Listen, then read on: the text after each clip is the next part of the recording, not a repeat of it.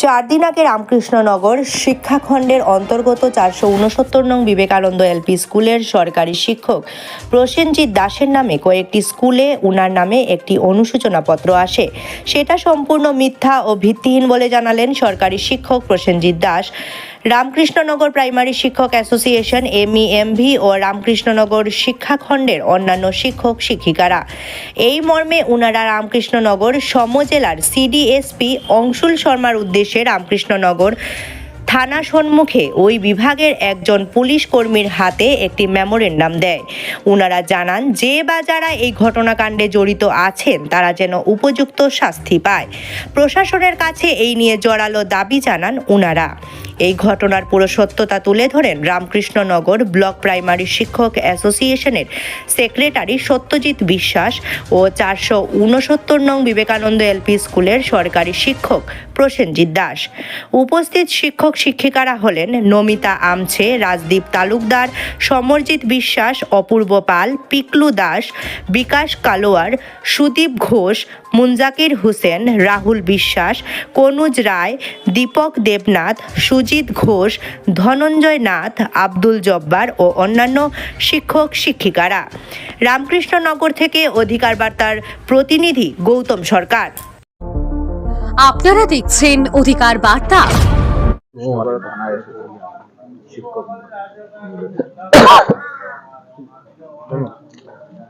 আজকে আমরা রামকৃষ্ণনগর থানা সিডিএসপি স্যারের এখানে মেমোরেন্ডাম একটা দিয়েছি। আমরা যৌথভাবে এলপি, এমই এবং এমই অ্যাসোসিয়েশন রামকৃষ্ণনগর শিক্ষাখণ্ড মিলে।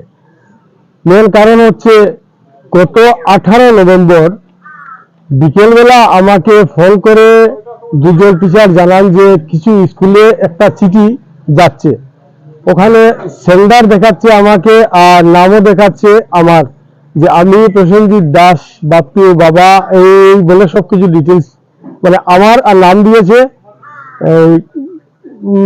কবুলনামা টাইপ নাম দিয়েছে যে আমার স্বীকারোক্তি এরকম কিছু অনুসূচনাপত্র নাম দিয়ে ওটা ছাড়ছে। তো ওইটা দেখে প্রথমটাই অবাক, ওটা পরে বুঝলাম যে এটা টোটালি একটা ফেক ফলস চিঠি। যার যে চিঠিতে যে কিছু লিখে আছে তার প্রতিটি অক্ষর প্রতিটি শব্দ সম্পূর্ণ ডাহা, মিথ্যে মিথ্যে এবং আধারবিহীন ও বেসলেস জিনিস। তার কোনো শব্দ কোনো পয়েন্টের সাথে আমি বাপ্পু দাস, প্রসেনজিৎ দাস, বাবা প্রিয়জন দাস আমার সাথে কোনো যোগাযোগ নেই। ওরা আমার নাম পদবি ব্যবহার করে, আমার বাসস্থানের ঠিকানা ব্যবহার করে কে বা কাহারা এই চিঠিটা বিলি করছে আমি জানি না। আমি শোনার পরে আমি তৎক্ষণাৎ ঠিক পরের দিন সকালবেলা আমি রামকৃষ্ণনগর পুলিশ স্টেশনে এসে এফআইআর দার্জ করি, এজাহার দেই যে কে বা কাহারা আমার নাম ধরে প্রচুর জায়গায় কিছু চিঠি বিলি করছে, কিছু শিক্ষা প্রতিষ্ঠান, কিছু লোকে প্রমিনেন্ট মানুষের বাসায় যাচ্ছে। এই চিঠির সবকিছু মিথ্যে। এই চিঠির অর্থই হচ্ছে শুধু ইন্টেনশনালি সামাজিকভাবে আমি সহ আমার পরিবারকে হেয় প্রতিপন্ন করা এবং মানসিকভাবে হেনস্থা করা। সাথে আমার বিভাগের শিক্ষা বিভাগের স্যার মিলনজ্যোতি স্যার এবং অনুপ্রকাশিত স্যারের নামও দুর্নাম রটানোর একটা ব্যর্থ চেষ্টা করেছে ওরা। চিঠিতে আমাদের এই রামকৃষ্ণনগর সমষ্টির বিধায়ক মহাদয়কে জড়িয়ে অনেক কুৎসা রচানো হয়েছে। এগুলো থেকে স্পষ্ট বোঝা যাচ্ছে এটা সম্পূর্ণ রাজনৈতিক অভিসন্ধিমূলক এবং অভিসন্ধিমূলক একটা চিঠি সব জায়গায় পত্র বিলি করছে। আমার প্রশ্ন হচ্ছে রামকৃষ্ণনগরের এই শিক্ষানুগারী জনগণ বা বর্তমান যে জেনারেশন আমরা এটা ভাববার সময় এসেছে, গোটা কয়েক দুষ্কৃতিকারী বা ষড়যন্ত্রকারীরা কি রামকৃষ্ণনগর শহরের সুন্দর সামাজিক পরিকাঠামোকে নষ্ট করতে পারে? হঠাৎ রাত্রে 10:30টার সময় একটা ফোন এলো আমার ডিস্ট্রিক্ট প্রাইমারি টিচার্স অ্যাসোসিয়েশনের জেনারেল সেক্রেটারি ফোন করে আমাকে জানালো যে সত্যজিৎ দা একটা কাউন্টার দেওয়ার দরকার আছে। বলে কি হয়েছে? বলে না প্রসেনজিৎ দাসের নামে একটা কি বেরিয়েছে, এটার বিরুদ্ধে কাউন্টার দিতে হবে। আমি বললাম আমি তো কিছু দেখিনি, কি ব্যাপারটা কি, কিসের কাউন্টার? মানে সোশ্যাল মিডিয়াতে মানে ফেসবুক বা হোয়াটসঅ্যাপে কিছু দিয়েছে? বলে না, একটা চিঠি দিয়েছে। বলে ঠিক আছে ভাই, চিঠিটা আমাকে তো প্রথমে দেখতে হবে কি ব্যাপার। না, এমএলএ এর বিরুদ্ধে প্রসেনজিৎ দাস কিছু উক্তি করেছে। বলে ঠিক আছে, এমএলএ এর বিরুদ্ধে করেছে, কি করেছে, আমরা তো অরাজনৈতিক সংগঠন, সে ব্যাপারে আমার কোনো ব্যাপার না, মানে মানে কাউন্টার দেওয়ার কোনো ব্যাপার নেই। কিন্তু প্রথমে আমি প্রসেনজিৎ দাসকে জিজ্ঞেস করতে হবে যে ব্যাপারটা কি। পরদিন আমি তো হতবাক, মানে এই যে চিঠিটা উনি আমাকে তার হোয়াটসঅ্যাপে কে দিয়েছে, আরেকজন টিচার, সেটা দেখলাম, দেখে তো আমি হতবাক যে বোকাও কোনোদিন নিজের সম্পর্কে, একেবারে হাবাগুবা যে লোকটা আছে সেও কোনোদিন নিজের সম্পর্কে এবারে বলতে পারে না যে আমি যত রকমের খারাপ কাজ করেছি আমি নিজে বলবো। তার মানে পরিষ্কার বোঝা যাচ্ছে এটা একটা কুচক্রী, হয়তো 5 জন, হয়তো 1 জন দ্বারা একটা চক্রান্ত স্বরূপ এই কাজটা করেছে। আর কিভাবে করেছে? কোনো হাতে লেখা নেই, টোটাল প্রিন্টেড, চিঠিটাও প্রিন্টেড, অ্যাড্রেস লেখাটাও প্রিন্টেড, পোস্ট অফিসের সিলটাও বোঝা যাচ্ছে না কোথা থেকে আসছে না আসছে। এগুলো অভিযোগগুলো যেগুলো দেওয়া হয়েছে, সেগুলো অভিযোগের তো প্রশ্নই আসে না। কারণ হচ্ছে কি, আমাদের যে ব্যবস্থা যেটা স্কুলগুলার, আমরা স্কুল হেডমাস্টার যারা আছি এমনিতেই সাংঘাতিক ধরনের চাপের মধ্যে থাকি। আমাদের ইউনিফর্মের ব্যাপারটা আছে কোটি কোটি টাকার ব্যাপার। ইউনিফর্ম কি আছে? ইউনিফর্মটা একটা এসএমসি ঠিক করবে কাকে দেওয়া হবে না হবে, গ্রামে বসে তার স্কুলে বসে সেখানে মিটিং হবে, সেখানে একটা কোয়ালিটি কন্ট্রোল কমিটি থাকবে, সে এটার উপর আবার দেখবে। তারপরে এটা আবার অর্ডার ফাইনাল হওয়ার পরে টেন্ডার হবে, টেন্ডার করার পরে যাকে সিলেক্ট করা হলো সে যে কাপড়টা দিল সেটা আবার ল্যাবরেটরিতে যাবে, সেখানে টেস্ট হবে, নানা কিছু করার পর ইউনিফর্মগুলো দেওয়া হয়। সেখানে প্রসেনজিৎ দাস তো প্রধান শিক্ষক না, মুদ্রা দেওয়া আছে। সেজন্য আমরা LP association, ME association, MB association, এখানে আছেন আমার এমই অ্যাসোসিয়েশনের জেলা সহ সম্পাদক, আছেন আমার রামকৃষ্ণনগর ব্লকের এমইর সম্পাদক, আছেন এমবি অ্যাসোসিয়েশনের অর্গানাইজিং সেক্রেটারি মানে সাংগঠনিক সম্পাদক, আছেন ধনঞ্জয় নাথ, উনি সহসভাপতি এমবি অ্যাসোসিয়েশনের, আমাদের প্রাক্তন রাজ্যপাল পুরস্কার প্রাপ্ত শিক্ষক বিকাশ রঞ্জন কালোয়ার আছেন। মোটামুটি আমরা গোটা সমাজ বসে ঠিক অ্যাকশন নেওয়া। এই চিঠিতে উল্লেখ আছে কিছু জিনিস, যেমন আমি প্রতারণার সহিত চাকরি পেয়েছি। আমি আপনাদের মাধ্যমে জানিয়ে দিতে চাই, আমি 2014 সালে মিডিয়াম টেট দিয়ে টেট কোয়ালিফাইড টিচার। আমার টেটের মাঝে 75% মার্ক এসেছিল, লাগে প্রতিলিপি আমি দিয়ে দিতে পারি। তারপর ওই চিঠিতে উল্লেখ করা আছে যে আমার জানি কি কি বিজনেসের সাথে যোগাযোগ রয়েছে। আমরা দেখেন শিক্ষক স্কুলে যাই 9টার সময়, 2:20 মিনিটে স্কুল থেকে বেরিয়ে আসি। সম্মিলনীর সাথে জড়িত হওয়ার সুবাদে কিছু কিছু শিক্ষকের কোনো সমস্যা থাকলে আমরা অফিসে যাই, অফিসে গিয়ে তাদের সমস্যার সমাধান করে 3টা 3:15 ভিতরে বাসায় আসে। ফ্যামিলি পার্সন ঘরের মাঝেই থাকি, বিকেলে আড্ডা দিতেও যাই না।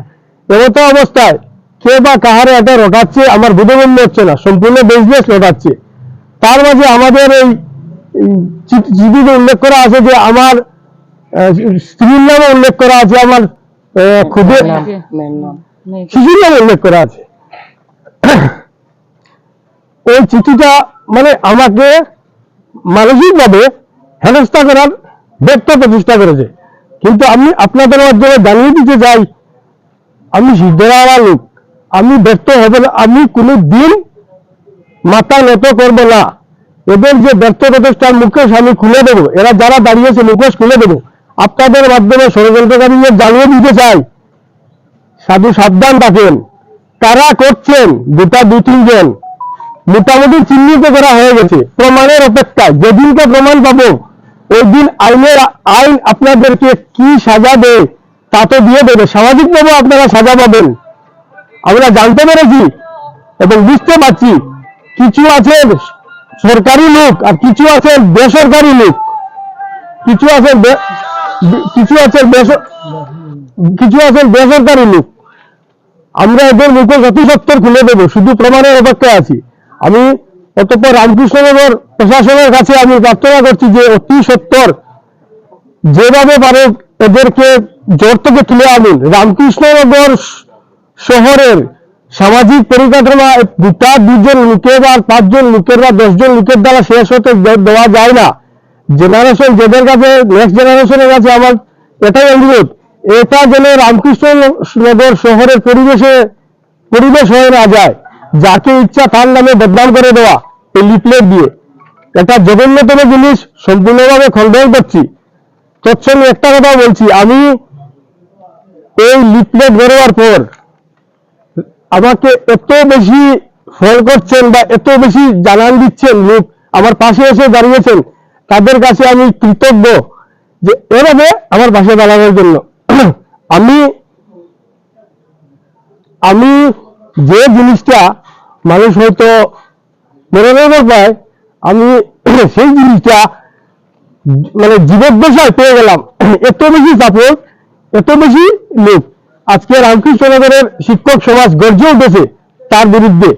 তাই আপনারা সাংবাদিক ভাইদের প্রতি অনুরোধ, আপনাদের মাধ্যমে যেন প্রতিটা জায়গায় এটা পুঁছে গোটা কয়েক ষড়যন্ত্রকারীর দ্বারা রামকৃষ্ণনগরের শিক্ষক সমাজ, সুশীল সমাজ কোনোদিন এগুলো মেনে নেয় না। ওরা জানে কে কি করছে। আমি একজন শিক্ষক, আমার স্ত্রী একজন শিক্ষিকা, আমার মা একজন অবসরপ্রাপ্ত শিক্ষিকা, আমার বাবা একজন অবসরপ্রাপ্ত সরকারি কর্মচারী, কলেজ কর্মচারী ছিলেন। আমার এখানে বসত বাড়িও আছে। একজন শিক্ষকের উপর এভাবে একটা নাটক করে একটা রূপকে তথাকথিত অনুশোচনা পত্রিকা সেইগুলো বদনাম করলো। কালকে কোন শিক্ষকের উপর না কোন সম্মানিত ব্যক্তির উপর নাগরিক সমাজে এরকম সিটি দিয়ে অপমানিত করবে, তার বিরুদ্ধে একটা ব্যবস্থা প্রশাসনকে নিতে হবে। সেই জন্য আমরা সংগঠিতভাবে আমরা জেলাতেও আমাদের যে জেলা নেতৃত্ব আছে তারা এসপি কে ধরেন, সিনিয়র এসপি বলে বোধহয় এখন, সিনিয়র সুপারিনটেন্ডেন্ট অফ পুলিশ, আর আমরা এখানে দেব এই সিডিএসপি, ডিস্ট্রিক্ট সুপারিনটেন্ডেন্ট অফ পুলিশকে আজকে মেমোরেন্ডামটা দিলাম। আমরা চাইছি অতি শীঘ্র সেই যে কুচক্রী লোকগুলো, হয়তো 2 জন থাকতে পারে, 1 জন থাকতে পারে, যেই থাকুক তাকে শনাক্ত করা হোক। সমাজে তার যে চেহারাটা সমাজ দেখুক যে এইরকম ভাবে যদি কাউকে করা হয়। বিরোধ থাকতে পারে, অনেকের সঙ্গে বিরোধ থাকলে তার একটা নির্দিষ্ট সম্মানজনক প্ল্যাটফর্ম আছে, সেখানে বিরোধিতা করা যায়। আর শিক্ষক সমাজকে এভাবে রাজনীতিতে যেভাবে বিধায়ককে মানে জড়িয়ে করা হয়েছে, বিধায়ক এখানে রাতাবাড়ি সভার বিধায়ক, সেখানে হয়তো বিধায়ককে আমি পছন্দ করছি না, আরেকজন পছন্দ করছি। আমাদের শিক্ষকের মধ্যে সবাই হয়তো বিধায়কের সঙ্গে না, আবার অনেক বিধায়ককে ভালোবাসেন, কিন্তু আমরা তো রাজনীতির সঙ্গে মোটেই জড়িত নই। রাজনীতির সঙ্গে আমাদের বিন্দুমাত্র সম্পর্ক নেই। আমরা বিভিন্ন মতাদর্শে বিশ্বাস করতে পারি বাইরে, কিন্তু শিক্ষক সমাজ আমরা সবসময় ঐক্যবদ্ধ ছিলাম, আছি, ভবিষ্যতে পারবো।